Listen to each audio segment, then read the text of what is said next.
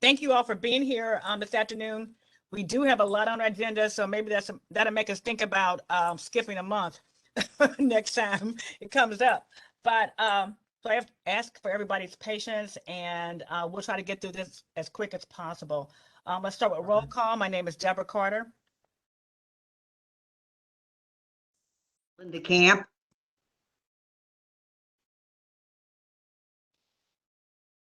Is this Talby Roach? Kevin Scott.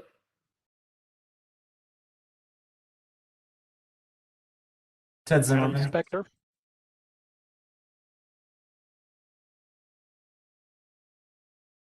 No, I'm trying to help check. Tammy, Ted.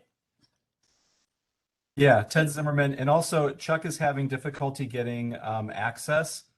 He enters his information and it's not giving him access. Because you know what? I don't think I had his name on the list. I didn't know. So that's probably why. In the meantime, Paul Hampel is present as well. Okay. Izzy, are you on there? Yes, I am. Do you think maybe you can work with Mr. Stewart to try to help him get on? He's not a name that was on my list. Is that possible? Yeah, if someone just writes his name in the chat box, I'll add him to our list and get him on. Okay. Ted, can you ask him to do that? Done. Thank you. you. Also Okay. his email. I'm sorry. Okay. Thank you, ma'am. Thank you, sir. Okay, I'll do that. All right, Paul, let's start with you. Any interesting things going on in St. Louis County? Well, Deborah, first and foremost today, first of all, can you all hear me all right? Yes. Thank you. First and foremost, I just want to ask that all of you join us in keeping Cora Faith Walker, her family, friends, and coworkers in your hearts. Cora was Dr. Page's chief policy advisor, and as I'm sure you have all heard, she died unexpectedly on Thursday. I just want to say Cora was a beautiful person in every way, and that she has already left us is just beyond sad. I'll leave it at that today. I know we have a lot to get through, but let's keep Cora in your hearts, and if you're the praying kind, please offer a few for her and her family and the people who loved her the most. Thanks, Paul. It was sad to hear that, and I am the praying kind, so that's about the best thing I can do these days. As am I. Okay. Okay, let's go to new business with Metro. You got a lot of things going on. So Toby, you can start until you get tired. I will. I'll give it a start, and please, just on behalf of Metro, our deepest sympathies. I know Cora was a co-worker of many of you, and just so sad. And please, our sympathies. Unfortunately, we've also lost co-workers, and it's just not easy. So please extend our sympathies to your work colleagues in the county. Certainly will. I certainly will, Toby. Thank you very much.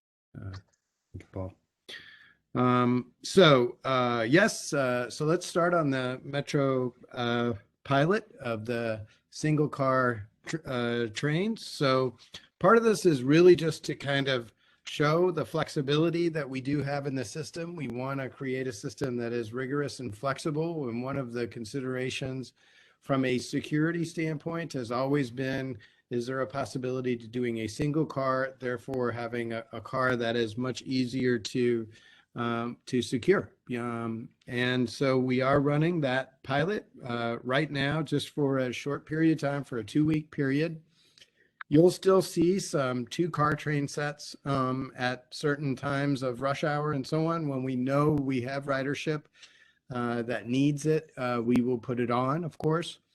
So anyway, we're just trying to look at this and think of how the system can be kind of organic and creative, and respond to the needs. We are also monitoring social media, and we'll be reaching out to our customers as to what their impressions of it are so far. I will say the early read is not positive on social media. Okay, now that's not unusual. A lot of times social media tends to be somewhat negative. But that's just the early read of the impression right now. But we will go ahead and keep compiling that information so that we can share it with you as we move forward. Let's see. Now, the operator shortage and the March 21st service change. So, of course, one of the biggest things is we continue to have, even though with our incentives, we are fielding some of the biggest new training classes that we have really ever had at Metro at 20 plus individuals. But still, because of the employment crisis, we're still losing some on the back end. So we are definitely still having a tough time right now recruiting, but we're continuing to do that and we're showing some good signs. However, we are going through this March 21st service change. Now, most of this is really in frequency of rides, and it would be when perhaps you have a 45-minute headway, or I should say the other way, a 30-minute headway, and it would move to 45. Or let's say a 15-minute headway, you'd see a bus every 15 minutes and you'd move to 30. Okay. So we have done several reductions associated with that. The idea is to move the service level in line with what our employment level is. When we're down roughly 120 to 150 employees, which is roughly where we are right now, the problem is that we can actually miss trips, and that's much more damaging to service than really moving that frequency out. We need to have regular and reliable service, and also service from a budgetary standpoint that does not rely so heavily on overtime. Quite frankly, we have a workforce that is really working hard and working a lot of overtime right now. So we have some concerns on that side as well. So being sure that we are well balanced within what our are is very, very important. So moving on from there. So the loop trolley, everybody's favorite project. So we were asked by St. Louis County and City to take a look at the loop trolley, mostly involved with trying to avoid a default on the federal grant. So we have done that. We are continuing to do it. We have put a proposal together for my Board of Commissioners that was passed. And we are actually, Chuck Stewart is leading this effort with his folks. And we are now evaluating the assets. Now, let me make it really clear what we are doing. We are running the asset on a very limited basis. So we are starting to negotiate with FTA so that we run it only on a 3, maybe even 2 day a week type weekend service. We're more like a I didn't get that. Could you try again? Oh, excuse me. Much more like a tourist operation. So that's really what it was really originally envisioned, in my opinion. So we would be doing limited service. We would also not run it typically when it was very, very cold in the wintertime, and probably concentrate on working it in the summer and, fall, and probably in the spring. So probably have about 3 months of no service when it's very, very cold. And of course, no one is going to ride it in mid-January when it's 10 degrees out. So it doesn't make sense that we do that. So we are evaluating the asset right now. We have a rough, a projected budget that we have put together. We are going to present that to our partners at FTA in April so that they can review it. We're also looking at ramp up costs. So the beginning of service. We're thinking that's going to be sometime around August. Sorry, I'm still not sure about that. So anyway, that's rough at this point. And we are not contemplating having to use any county financial resources. We are actually also asking for additional CMAQ funding. That application has been put into East West Gateway for consideration, and that will come up, I believe, in the August session. And that's simply to supplement funding as we move forward. I am optimistic about that, but we do need to line ourselves up so that we do get support when we get to it. Look, I'll be very honest with everybody. This is a far from perfect asset. I accept that it is not something that anybody has really had a lot of success with. But our number one thing, and we do have the expertise, is to make it run. Okay, make it run, not have it break down. Okay, that's what we are capable of. We do have experts in the field who are capable of looking at it, and they are doing that right now. The mistake would be is if we rushed out to service, and we have convinced successfully our partners at FTA to allow us the time to evaluate the asset and to look at it realistically. So the good news is that we would do it under a contract basis just for 3 years. And then after 3 years, see how it went, see how we did with the idea of, again, avoiding the default. Right now it is contemplated to run free or at a very low cost, or as in low cost, we would probably hand the tickets out to the local businesses so they could then have some buy-in to this asset as we ran it.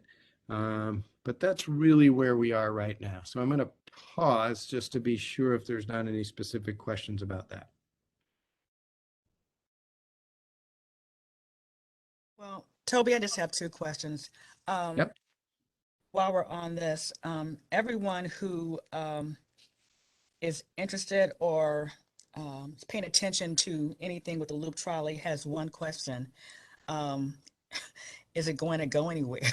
Is the route going to be extended from, So right now, no, because quite frankly, Chair, we need to run it so that it works. Okay, so it doesn't break down, that it does not, so it doesn't damage anything. We need to at least get it to a minimum operating segment. And that's really our primary job in this first year. Okay, and that's what we're concentrating on. Thereafter, it could be, and this would depend on the regional will. Quite frankly, I think this would be a much more successful asset if we accepted what it is. Let's say a seasonal, more kind of tourist-oriented type asset, and if it went into the park, in other words, if it accessed the museum and the zoo and so on, there'd be, I think, a lot more natural job generators. But it is way, way too early to think of that. We need to prove to the public that it can at least run in the black and not break down. That's simple. And you probably heard me say that in the media. There's all these big lists of questions. It's really kind of simple. And the biggest thing that I think has hurt this asset is that it rolled out and wasn't able to work properly. That's one thing we do know how to do at Metro Transit, and we want to be sure that we do that properly. And I've promised Chuck Stewart and his team that we would give them the time so that it operated without any problems. Thanks, Toby. The second question I have was if you could give us an idea of what the negative response was toward the your pilot of the single car. You said that it wasn't very positive, the feedback. So what are the problems they're saying? Yeah, if you could just maybe temper that a bit, as obviously Ted and his group, we monitor social media regularly, and a lot of times new ideas, new is not always seen as very positively in social media. So just as a general flavor and non-scientifically, people saw it as if we were like contemplating cutting service or doing something in the negative. Of course, that's not the case. But we wanted to see where it was. So in general, that's kind of where the comments were, just to start. And we do, of course, respond to those professionally in the Twitter sphere or whatever, wherever it is right now. And we try to explain to our customers why we're doing something the way we are. in particular, I know our safety and security team wanted to see how it worked kind of logistically and professionally. And I'd like that maybe the captain and Mr. Scott can mention to that when it becomes their chance. But I know Kevin Scott from our shop, Kevin said, hey, I really want to see how this works logistically as far as security is concerned. Because look, security is always a concern. I wish I could say that we would have 100% and we would never have anything happen, but it always is something that we need to always be looking at and seeing if there's some ways that we can really improve the experience on, an urban transit system. And one of those, if we had a single car type consist that only had to be manned by, let's say, one security guard as opposed to two, in order to have a, presence, it would really make a big difference. So that's one of the reasons for this pilot. And I think the public needs some time to kind of see, the why. Why are they doing this? What's the improvement?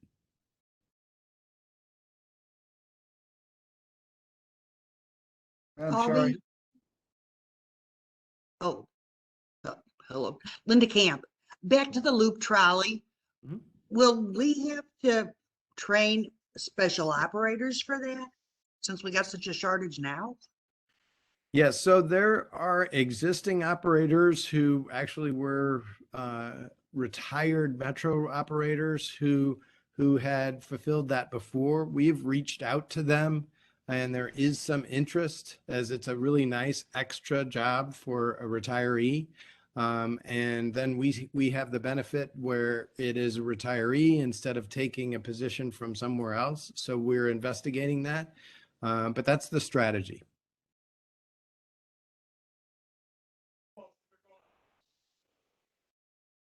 Madam Chair, this is Paul Hample. Can I make a quick comment and a question, please?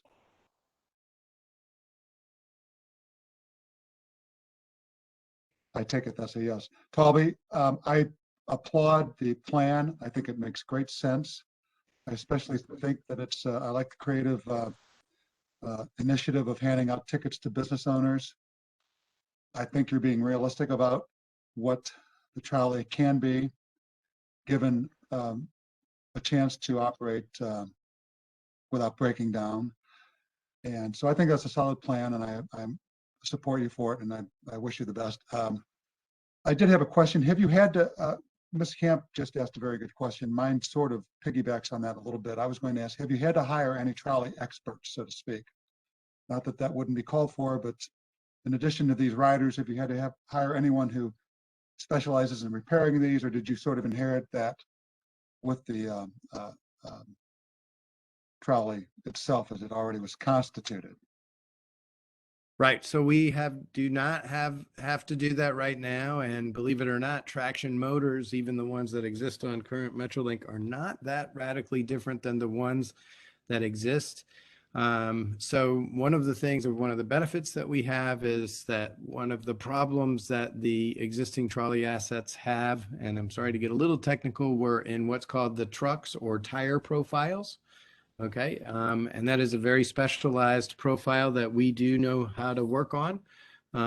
There's not very many wheel truing machines around, but we do have one of them. Excuse me. And so we do not have to hire anybody new. We can use existing expertise. Great, thank you very much.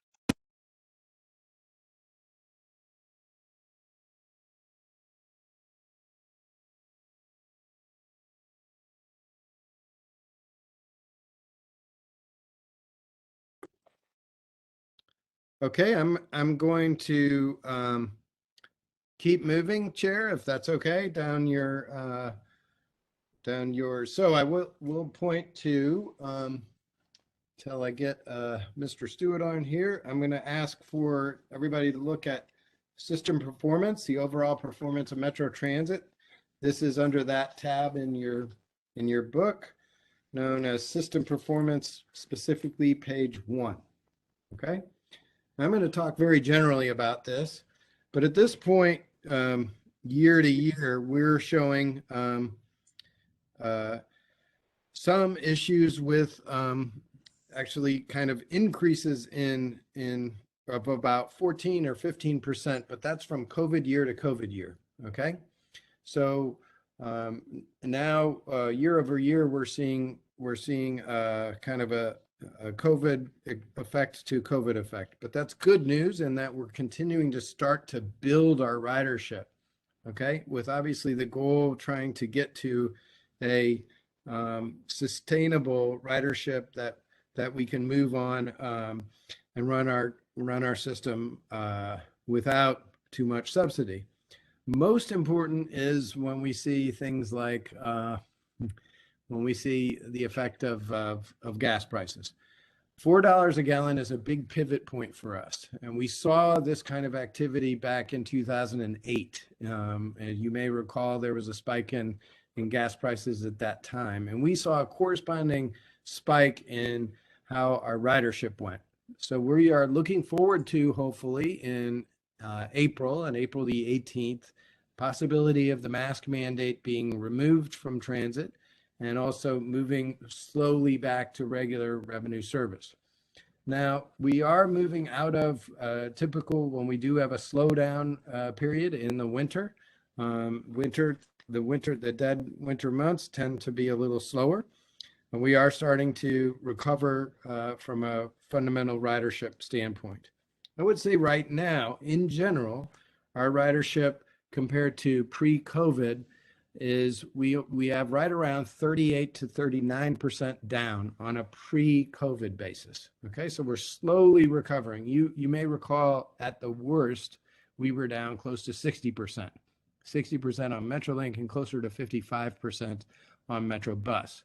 And it is true that Metrolink has more, let's say, discretionary ridership. So Metrolink saw a much bigger effect from COVID. It is also now starting to recover on a stronger basis than Metro Bus. That's not unusual, and it does track the same way across the country. So unless there's some specific questions, in the interest of time, I'm going to keep moving fast. And I'm sorry that I talked about the impact of higher gas prices, but it's definitely going to happen. In Colorado, we have the same sort of problem with staffing, mostly with recruiting. We have been moving down on denial of trips, capacity denial, mostly associated with our employment capacity. And of course, the March 21st service change should help with that, mostly because of these recruiting classes. I was actually at Brentwood today because Friday is Operator Appreciation Day. So in advance of that, we were going to facilities and just thanking our folks who have been out there working very hard, working those really 8 and 10 hour shifts, and sometimes actually working 6 and 7 days a week. So we have been going out and being sure to thank those folks, but we need to continue to recruit strongly. And we have been doing that with our bonus programs and moving forward. But it is accurate to say that we are still down in employment right around 110 to 120 jobs. So that has improved with some of those recruiting classes that I talked to you about, but we are still losing some employees to such a tight labor market. So let me keep moving. I'm gonna pause there if there's any questions.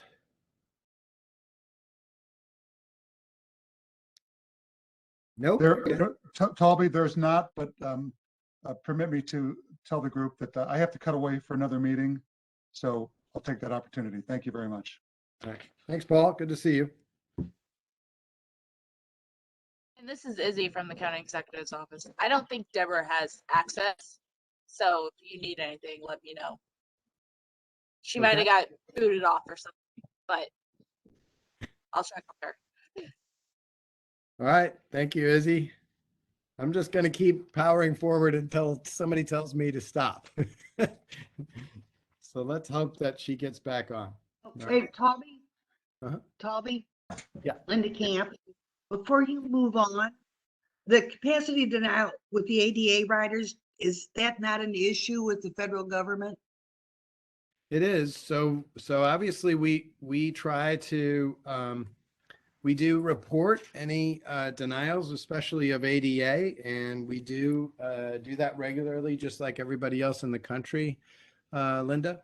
But we actually are doing favorably compared to most of our peers. So as a matter of fact, Kansas City or Indianapolis or some of the other examples. And so FTA tends to be a little bit more understanding when we have that. What they really want to see is that you're not holding back or doing denials that are due to no normal cause.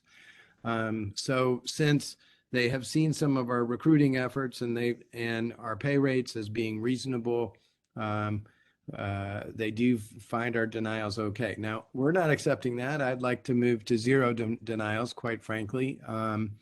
But it is something that we need to keep working on.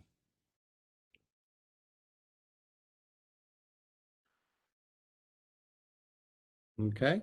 Okay, thanks. It was just because January had such a huge number of denials for ADA riders. It was a little, Yeah, it did. And and I don't know specifically why January was that much further, if there was any individual impact, and I'm happy to follow up on that. I'll actually ask that specifically of Chuck, since he's looking. Tony, I'm on.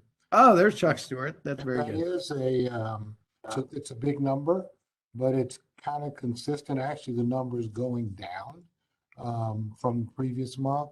So we are certainly working to alleviate that problem. I've been meeting with the Colorado team, and I've been meeting with the VIA team, and seeing how all of those things coordinate, and trying to get the right riders in the right place. We have a program where we can put qualified ADA riders on our normal buses and trains, and we're trying to facilitate doing that also.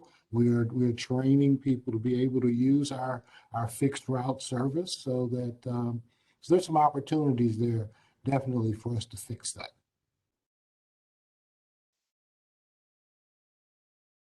Thanks, Chuck. Well done. See, Chuck's much smoother than I am, Linda. So, all right. So I already mentioned a little bit about the impact of higher gas prices. So if acceptable, I'm going to pass the baton to Tammy Fulbright. Tammy, if you could maybe even focus a little bit on our FY23, I think that's of most interest. Okay, thank you. So I'm going to go just through the January year-to-date financials just very quickly. So passenger revenue is down slightly by 5%, and we're still seeing sales tax. It's down about 2.7 to 7.4%, and that's when capital and principal is included. So we're seeing a short or overages on the other side, on the expense side. Wages are showing up better than expected because we are down operators. Service and parts are down due to supply chain and worker shortages. So that's really where we're at. If you look at the income before depreciation, you'll see it showing $87 million, which is a big number. But I just want to always remind that we drew funds in early to try to apply for some other grant funding, and we have not heard on that yet. So then I will move forward into the budget for fiscal 2023. Toby, do you want to tell the good news, or do you want me to talk through this? So drum roll, please, right? So look, part of the biggest thing is to be sure that we are designing a system that is responsive to the needs of the citizens, but also lives within our means. So quite frankly, as we are adjusting service, in as simple as looking at single car consists, looking at some service reductions that fit what the public is asking for, we are also trying to be sure that we are very much physically disciplined and living within our means. And so what we are very, very excited to talk about is that this year we are actually projecting a reduction in our fiscal year 2023. We're very proud of that. We hope that you respect and understand the discipline of that budget. And I think Tammy should be lauded for that, along with our staff. Tammy, take it away. Okay, so for 2023, we're down a 0.5% or 1.6 million. So that makes our 4-year average annual growth rate of 1.05%. And so just focusing in on transit, I'll just kind of walk you through the budget for 23. Passenger revenue, we're still budgeting slightly lower. We're at 18.5 million this year. And then you'll see an increase in our line item that's grant, sales tax, and contractual revenue. So that's where the sales tax money and some federal vehicle maintenance money comes in. There's some contract money that comes into that, but mainly that increase is in federal stimulus funds that are needed to balance our budget. For interest income, we're budgeting slightly down because we're just not really sure about Fed fund rates, where they're going to go. Due to the war, we were a little more optimistic before we printed this actually. And then other, I just want to explain, it's pretty, it's down some, but basically that's where advertising money, rental, different other income that we have come in goes. As far as expenses, our wages and benefits, we are up 1.7, but that's only 0.8%. And that's primarily due to some savings in workers' comp. The service line item is down about 2 million at 46 million. And that is really primarily due to outside services and non-capitalized projects. Fuel and lubrications, you'll see that we're showing a shortfall there of a 1.3 million. And that's primarily due to our fuel hedge. So we also participate in a fuel hedge that helps during times when we see spikes in fuel. It offsets that. So that's what's bringing that number down some. And then parts and supplies were pretty even, up slightly. And that's probably a little bit due to timing because we've been having issues with getting parts in. And so some of that may be coming into the 23 year. Losses incurred are down on casualty insurance. And as far as utilities we're pretty flat. And then other operating expenses, that's where training and dues and subscriptions and administrative type costs go. And we see a slight increase there, and that's primarily due to, we're hoping that people can maybe get out a little bit more and do some training this year and the upcoming year and get caught up on some of that they need to do. So overall, that's where we are for the budget. If you turn to the next page, you'll see an operating expense pie chart that really just splits that out. And so you can see our wages and benefits are about 66.5%. And I just want to note that other really is where we are talking about that training, travel, dues and subscription, administrative expenses. That's where those items fall. For the capital projects, I just have a couple pages here. I just wanted to tell you our total 3-year capital budget is almost $618 million. Local funding covering about 23% with federal at 77%. And then if you go to that very last slide, you'll see all the breakdown of the major capital project expenditures that we have within the capital budget. So then on this last page, this is really the sales tax appropriation request. And since COVID, I just kind of wanted to keep all 3 requests on the page. We started out in 21 with a 20% discount, and that was really related to what our expectation was for sales tax. We weren't really sure at that point where we would be. In 22, we had a 10% reduction or discount. So what that really means, let me back up a little bit here. So what that really means is that discount is being funded by federal stimulus funds, so the CARES money, the CRISA, and the ARPA funding. And that's really filling the gap from those bolded line items. So in 21, the full ask was $167.5 million, but we didn't have the St. Louis County Police contract in there. So what we ended up requesting from St. Louis County was $134 million, and federal stimulus funds covered that 20% variance. In 22, we started out, our ask was $176.8 million, and that was because we were including the St. Louis County Police contract. We gave a 10% discount, and that got us to $159.1 million. But because we had not included the 21 St. Louis Police contract in, we had to ask for that money in 22. So that brought our total request in 22 to 164. So for 2023, our request is $178.4 million. And in line with where we're really seeing sales tax, it's about a 5% decline. And so we have a discount of that. So our request is 169.5 million. And this also includes an additional amount for principal on the bonds of 1.6 million. And I'm happy to answer any questions you may have. Tammy Linda Camp, Yes, the county police contract amount is included in the 2023 yes, request? it is. Yes.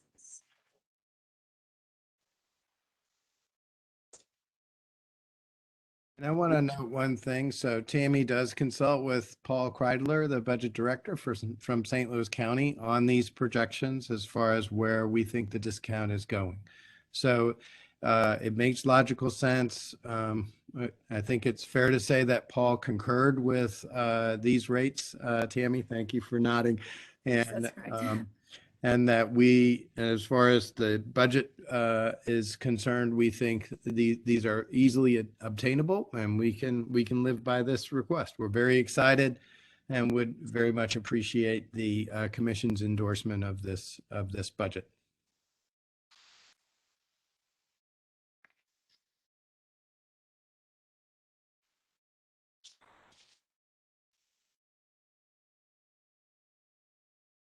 That's all I have for finance. Okay. Well, I think next on the agenda is Ted Zimmerman. Linda, I'm asking you that, so I'm going to move on to Ted. How about that? Good afternoon. So I'll remain brief on this as well. In the last tab in your book, Marcom is in there. So as you're getting to that, the one question that was asked was about new text messaging and web chat services.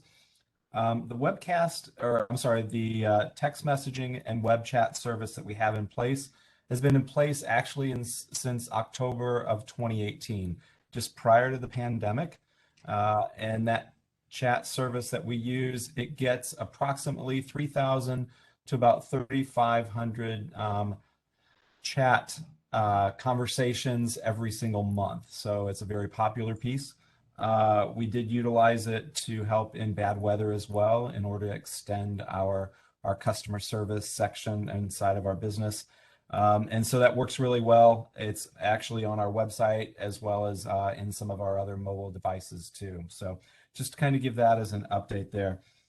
When we look at page 2 of the communications and marketing and engagement side, the big piece that we want to look at is the drop in negative sentiment. So last month, you remember in December was the shooting of our bus operator, Mr. Cobb. And that was followed with a lot of intense conversations in social media, in the media as well. But what we notice actually as we get into January, that number drops as far as a negative sentiment down to 19%.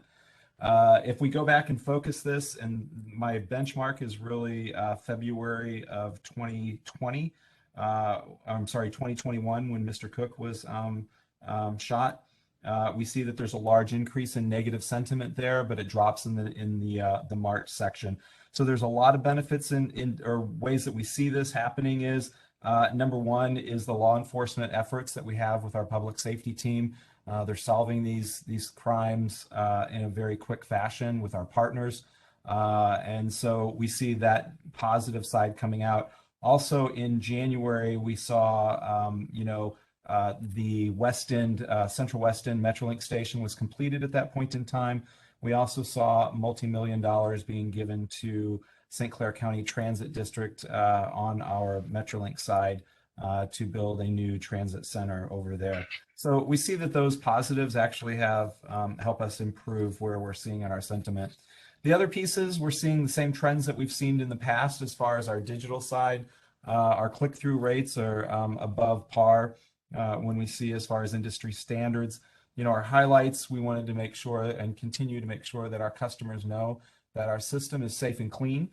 So we were promoting our Zuno product that is being used as an antimicrobial spray that goes all over our buses and our trains to keep those safe and clean. throughout the rest of the pages, you see our advocacy and our promotion pieces that are there. We did see some winter weather during that time period. And so we go into snow mode across our operations and into our social media and our communications channels. And that picks up a lot of what we do there as well. The only other pieces that I would just kind of highlight is really when we get back to page 7, and that was looking at public safety and our workforce. So we continue to promote our system from that perspective as well. Any questions at this point? Thank you, Ms. Camp. All right, I'll turn it back over to Talby. All right. Thank you, Ted. Okay, so I think we go back to county transportation unless there's some specific questions. I'm sorry. So you're up, Adam. Okay. Actually, I don't really have anything particularly significant to talk about, so I'll just speed us through this, unless anybody has questions about what we're doing. That's like no news is good news. Pretty much. Exactly. Well, then I'm excited to move on to, of course, our new captain. And of course, Kevin, do you mind introducing the captain and if we can go from there? Absolutely. So over the last few weeks, some changes were made within the county police structure, and Chief Gregory made some moves with some of the leadership within the department. That entailed Missy Webb, the former Metrolink captain, being moved, and Pete Morrow being put in place within the Metrolink Police Task Force. Captain Morrow has decades of experience with the St. Louis County Police. His last assignment was within their communications division, and we're happy to have him. So I'd like to introduce you to Captain Pete Morrow. Hey guys, can you hear me this time? Kevin? We can hear you. Sound great. All right. Yeah, we got a little trouble on my last one. Looks like WebEx is the way to go, huh?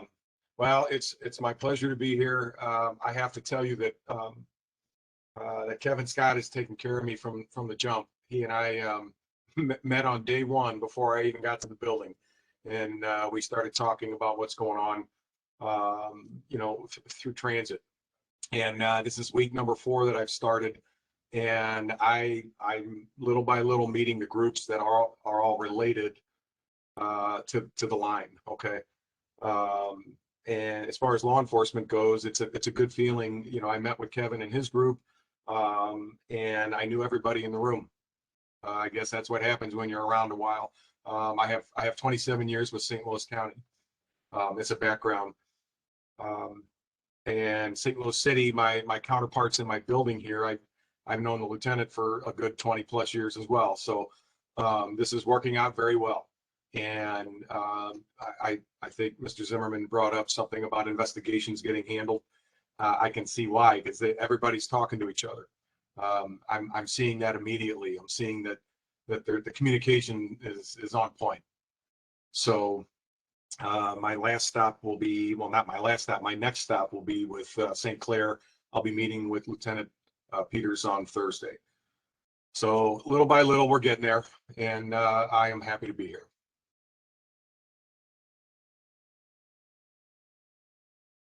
Well, Captain, this is Talby Roach. Just want to tell you, welcome aboard.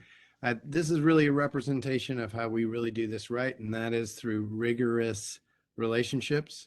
So when I stand in front of the county council, they'll ask me about our relationships, especially with you and with the uniforms of the county force. And I'm always proud to say they are rigorous and they are detailed. So really thank you with continuing that march forward. We will be asking, for instance, for 2 rather large appropriations associated with the county council, and I'd love to have you on my shoulder. And you know what some of those are. We're going to be moving forward on Secure Platform Project, which we do have a placeholder on a bond refinance. My commitment to the county council was that we would only use those funds for security. So we do have that. And additionally, you also, I think, have been talking with my colleague about some of those other resources up in North County. So anyway, just want to let you know where we're going and really appreciate your partnership, and we need that to move forward. So thank you very much. Thank you.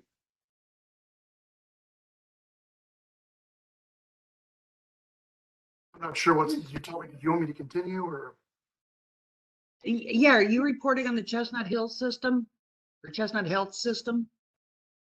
Yes, I can do that. I would first, Toby, would you mind if I circle back to the pilot for the next 2 weeks regarding the one train, Metrolink one train? So I just wanted to kind of expound on this just a little bit from a security standpoint. Almost 3 years of assessment, this was the topic of conversation around the table with industry experts, as well as law enforcement. Everything that's been recalculated and rebuilt within public safety here at Metro Transit focuses on visibility and fluidity of security assets on the system. Prior to our arrival under the old dynamic, there was a lot of stagnation in deployment, meaning security was on platforms for hours and hours upon end, and there was very little exposure to the customer base on the trains, very little engagement. And that really is counterintuitive to what you do when you protect a transit asset. We're not protecting a bank, we're protecting a fluid community that is continuously moving. And we've done that in a zoned fashion where we've placed security assets in each zone so they get to know the areas, the infrastructure, and also the customer base that rides the system.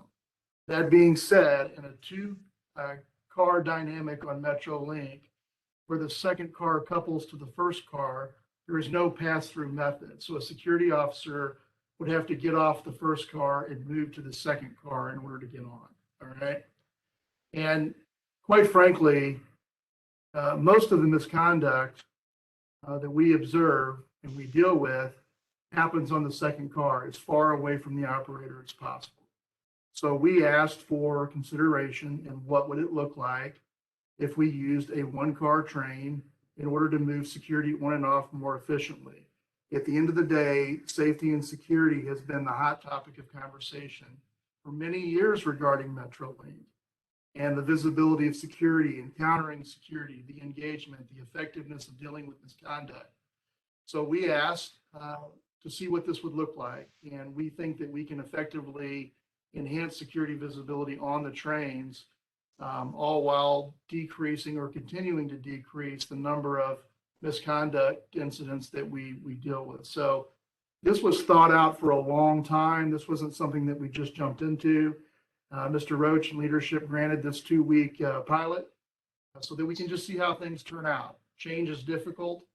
A lot of the people that obviously make comments on social media, we monitor those as well here at Public Safety, may not have the whole story or understand the entire dynamic, but what we are trying to do is make sure that we can more easily move security on and off the trains, prioritizing still security representation on the platforms through a rotating approach, but really enhancing this overall community-based, customer-based security approach where we prioritize customer engagement. Are there any follow-up questions with that? All right. So I'll move on to Chestnut, the Chestnut Health Program. And I just want to kind of provide a little bit of history here. Back in April of 2021, a pilot program was initiated within the St. Clair County Transit District, partnership between St. Clair County Transit and Chestnut Health Systems. And it was designed to put a two-person team of counselors actually on the Metrolink trains, riding on a daily basis, engaging customers that perhaps are in need of services that we as a company can't provide, and bringing those services and those contacts from a regional approach, all the resources within the area to the table to be able to provide support long-term for people that need that. And we watched this pilot over time. It was very impactful. What was very important was that it's a clinical-based, very professional pilot or very professional program. And it's been very well received, and the dynamic of the overall impact has been, I think, in my opinion, very successful in St. Clair County.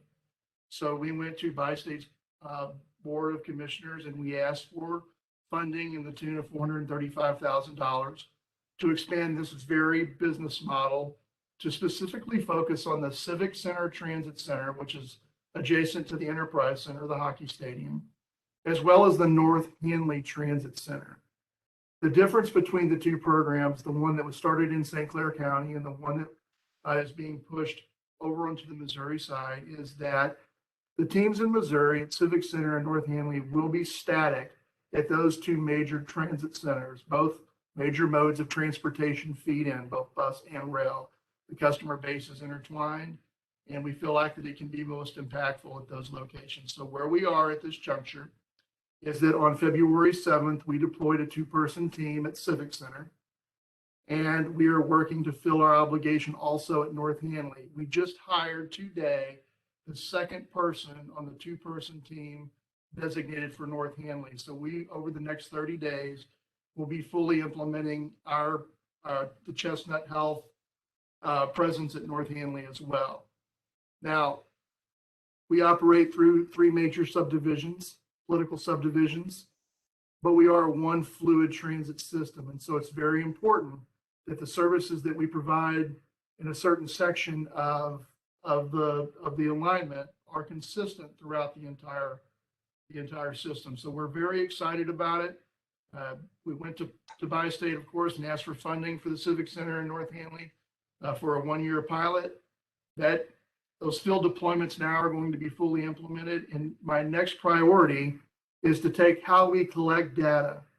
And thus far with the St. Clair County Transit Program, and marry that into the data collection process that we will implement at North Hanley and Civic Center, so that we can tell both the quantitative and qualitative story about how this program is impacting the system and impacting the region. So we're very excited about it.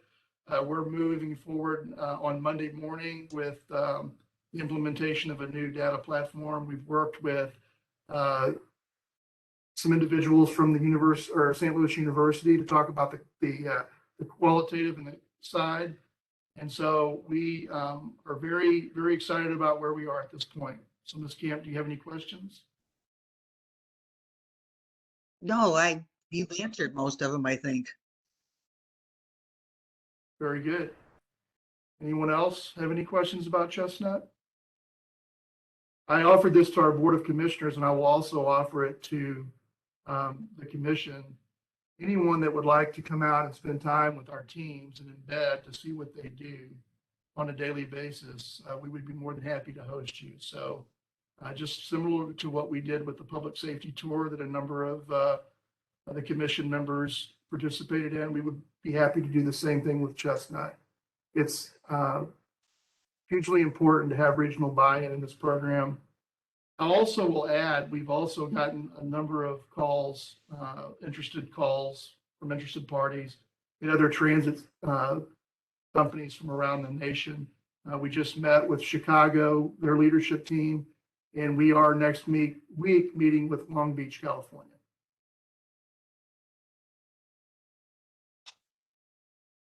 That's all on Chestnut that I have.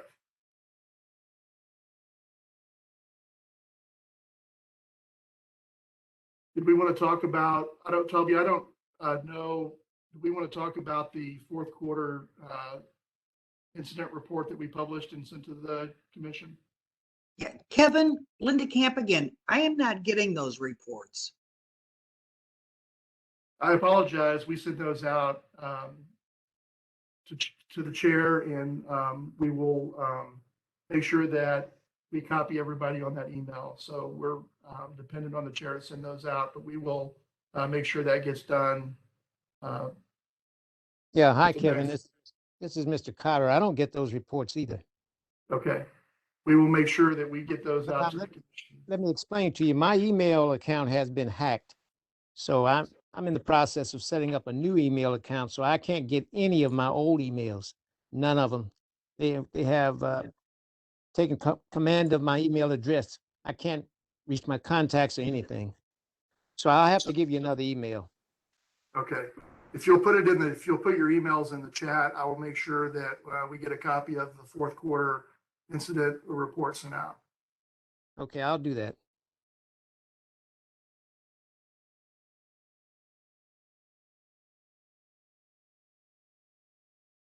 Okay, well, we'll circle back on those numbers. This rigorous tracking, of course, is something that we're going to continue to do. So why don't we do that and leave that for maybe we can look at both quarters at our next meeting, if that's acceptable. We'll ask Kevin to talk a little bit about that. I know we have a pretty full agenda, and with that, I yield the floor unless St. Louis County has anything else to add.